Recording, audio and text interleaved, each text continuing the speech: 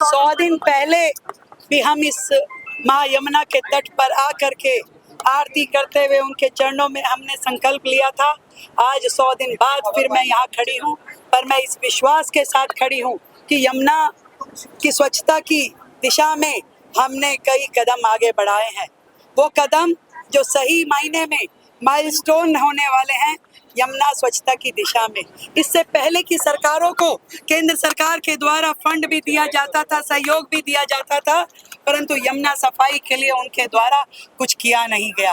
परंतु इस 100 दिन के छोटे से कार्यकाल में हमने वो सभी सख्त कदम जो कि स्वच्छता की दिशा में यमुना के लिए किए जाने थे वो किए। सबसे पहले तो वो जो अनऑथराइज्ड कॉलोनियाँ, वो जो गांव बिना सीवर लाइन के दिल्ली में जिनका सीवेज प्लांट बह रहा है और जो जा करके यमुना जी में सीधा गिरता है, उनको टैप करने के लिए उन सभी नालों को, उन सभी सीवर लाइनों को दिल्ली में 450 अनऑथराइज्ड कॉलोनी 65 गांवों में नई सीवर लाइन बिछाने का काम, वहाँ डिसेंट्रलाइज एसटीपी बनाने के काम 4000 करोड़ की लागत से जो शुरू होगा उसको मंजूरी दिल्ली सरकार द्वारा दी गई है। इसी प्रकार जो 38 एसटीपीज वर्तमान में थे जिसमें 22 कार्यरत नहीं थे, उसको भी दिल्ली सरकार ने उनका पुनरुद्धार करते हुए उनको ठीक करवाना, उनको रिवाइज करवाना, उस दिशा में काम किया है। इतने बड़े बड़े नाले जो यमुना जी में गिरते थे, उनमें से हमने इस 100 दिन में 20 लाख मीट्रिक टन सिल्ट निकलवा करके वो काम भी किया। ऐसे अनेकों काम यमुना जी के निहित हम कर रहे हैं।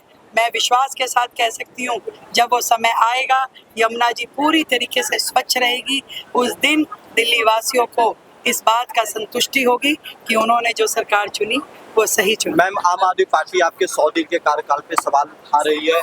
डीसीपी सामने आकर के उन्होंने पूरा डाटा दिया है कि हर मोर्चे पे बीजेपी की सरकार, रेखा गुप्ता की सरकार फेल।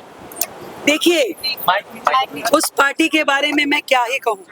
वो पार्टी विपक्ष की पार्टी है। जब वो सत्ता में थे तब भी विपक्ष में रहते थे, आज तो है ही विपक्ष में। तो विपक्ष का जिम्मेदारी होती है कि कुछ ना कुछ बोलते रहें। तो उनके बोलने से मैं ज़्यादा उसकी तकलीफ नहीं मानती, परंतु मुझे ये मालूम है कि हमारी सरकार की नीति और नियत दोनों स्पष्ट है, पूरी तरह से पारदर्शी है, ईमानदार है, और हमने जो इस मात्र 100 दिन के कार्यकाल में अपने कदम उठाए हैं वो सही दिशा में कार्यरत हैं। और इसलिए निश्चित रूप में विश्वास के साथ मैं कह सकती हूँ कि सरकार जो कार्य कर रही है दिल्ली के हित के लिए, विकसित दिल्ली के लिए कर रही है।